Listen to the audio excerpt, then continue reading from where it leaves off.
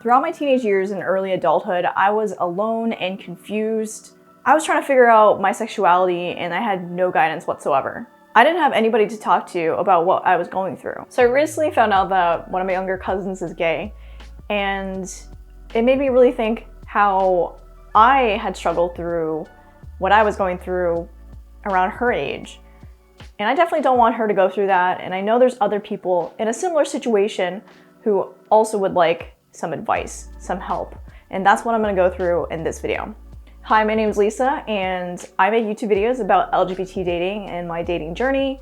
In this video, I'm dedicating this to my younger cousin and all the young gays that are out there, or even gays that are newly discovering that they are gay. I wish I knew some of these things, what I'm gonna share with you when I was growing up, because this would have made a whole lot of a difference in how my teenage years would have went. I want to go over with you some of the free resources that are available online and offline in terms of what helped me and other people go through and understand their sexuality and how they can go about it and navigating this world. These resources are here for you if you ever feel like you're just misunderstood, depressed, and just don't know how to feel like you fit in. Number one is the CDC website. And they offer a link here. I'm gonna post all these links down below in the description box. The CDC has curated a quality list of resources specifically for the LGBT community.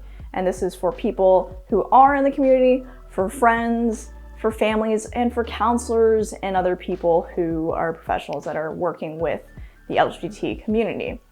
Well, this video is targeted towards you, who I would assume is part of the queer community. I encourage you to check the link out and take a look at all the lists. I'm going to point out some of my personal favorites that I found very helpful in this video. Itgetsbetter.org. So this website is basically a collection of videos of people coming out, their story. It also includes celebrities themselves. And honestly, hearing these stories from people that are very well known really puts a face to the queer community, which has been so, the queer community has been known to be stigmatized and just being a bad thing. Being gay is a bad thing, or was a bad thing. We even use, and it's still in our language, the word gay to notate something as bad. It's not uncommon to feel disgusted with yourself, having internalized homophobia because of who you are. Seeing people who are so influential do great things, but yet they're also part of the queer community, made me feel like I can still be an amazing person, even if I'm attracted to somebody of the same sex. So if you ever find yourself in a dark place, in a dark time, I encourage you to check out this website, watch some of their videos, maybe it'll inspire you. One of the other websites that are really great on this page is the Trevor Project. If you're in a moment where you have thoughts of suicide, this website offers a crisis counselor 24/7. It's confidential and totally free. I know life can get really difficult, but you don't have to handle this alone. The website offers 3 different options in terms of communicating to a counselor based on your own personal comfort. They give you the option of talking to them via online chat, texting on the phone, or calling them from the phone. Next on the list is Reddit, Are Actual Lesbians. Reddit wasn't really popular back in my day when I was in high school. Definitely has grown a big deal now. I love that there's separate subreddits for pretty much any niche. And this subreddit, Are Actual Lesbians, is dedicated for the lesbian community. Let me go ahead and read the About section. So it's a place for discussion for and by cis and trans lesbians, bisexual girls, chicks who like chicks, bi-curious folks, dykes, butches, femmes, girls who kiss girls, burls, boys, aces, LGBT allies, and anyone else interested. Our subreddit is named Are Actual Lesbians because Are Lesbians is not really for or by lesbians. It was meant to be a joke. We're not a militant or exclusive group, so feel free to join up. So they have 381K members and they're growing. I found it really helpful on this subreddit page where you can literally just come in and just share anything. Literally anything. Anything gay, of course, because that's the topic. We don't want to get off topic. And I've learned so much. There's literally a thread called Lesbians with OCD. Very specific. Or someone who's looking for help because they have an STD. Something to be concerned about in our community. Not as much, but still a concern. Or just in general, just questions. They even share stories about them going on dates, or even heartbreaks. Real life experiences from being queer.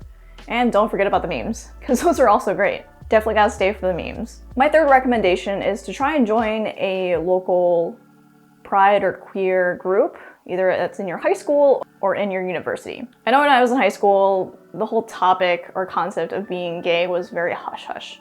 Came out to one of my friends as bisexual, and she told one of my other friends, was like, hey, did you know that Lisa's bisexual?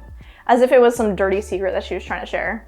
I don't talk to them anymore. Luckily, things have improved in the schools. I hear my cousin was telling me how she can hold hands with her girlfriend and there's no consequences, there's no bullying. I would have liked it if my high school had a queer group, queer club, but luckily I was able to help create the Gay Straight Alliance. If you're in high school, hopefully that's an option for you and a club that you can join. If you're in university, I feel like they're definitely more open-minded to that stuff. When I was in university, when I was in college, we had a Pride student union, and definitely huge because university in general is huge number of students. Being part of that group when I was coming in to college and I was still learning about my sexuality, from understanding that no, I'm not actually bisexual, I'm actually a lesbian, was very, very helpful. I felt very safe and people who were understanding, and I was just growing as I was like understanding other people who are living their lives comfortably as who they are.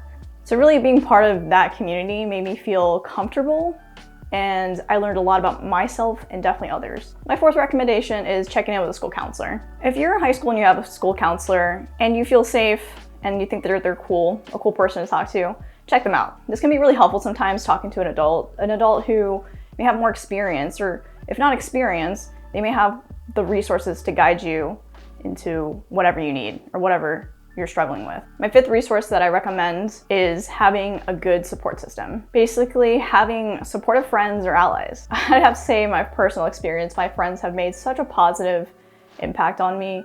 They're very supportive through college, because that was a time when I was still trying to figure myself out. And because they're my friends and they knew who I was, they were gonna accept me for who I was. Otherwise, I wouldn't be friends with them in the first place. It's definitely a good place for me to be able to console with them, because I wasn't out with my parents. It wasn't safe for me to talk about, oh, I met this girl and thought she was cute, with my parents. But I can do that with my friends. And they're my friends now to this day. And I have complained to them about girls, cried to them about girls, asking them for dating advice, or like, what should I say to this girl via text message. So highly recommend that. Super important. To tie it all in with the previous resource, you can get your friends and allies, finding those people by joining a queer club, or a Pride student union, or a Gay Straight Alliance kind of club. My final resource that I recommend, the sixth one, which is free, again, all of this is free, is looking at resources like YouTube, Netflix, and like queer films. When you're new to being part of the gay community, and you've basically been fed this heteronormative narrative in basically most films and TV shows you've ever watched, oh, like Cinderella, a girl gets a guy, or just most popular films, it's a story about if it's a romance film, it's about a man and a woman. And you just don't feel like there's a place for you, because media doesn't represent you. It's like people don't see you as valuable people or couples to show on TV shows. So I find that representation is really important to me. I get really excited when I watch things and I'm like, oh my god, that's gay, I have to watch it. What really pulled me through was watching The L Word. And I've talked it in my previous video, things that you need for being gay, for being a lesbian. Check it out. I, on and on, will recommend the L Word, even though like the story itself is pretty terrible, but it's literally about queer women, and it really helped normalize this concept to me. Things have changed so much since I was in high school in 2011, right? There's so much more media available with queer people in it. Queer Eye, for example, is a great Netflix show. Super cheery, super happy, and they're changing people's lives. And just looking, so many queer content creators on YouTube and TikTok. So like I said, Netflix shows, there's plenty on that. And then there's queer films as well. So highly recommend for you to surround yourself with queer content. And on that note, for more queer content like this, where I talk about LGBT dating and my dating journey, please go ahead and hit the subscribe button so you don't miss out on another video. If you found this video helpful, please go ahead and hit the like button so we can promote it into the YouTube algorithm. Besides that, I will see you in the next one.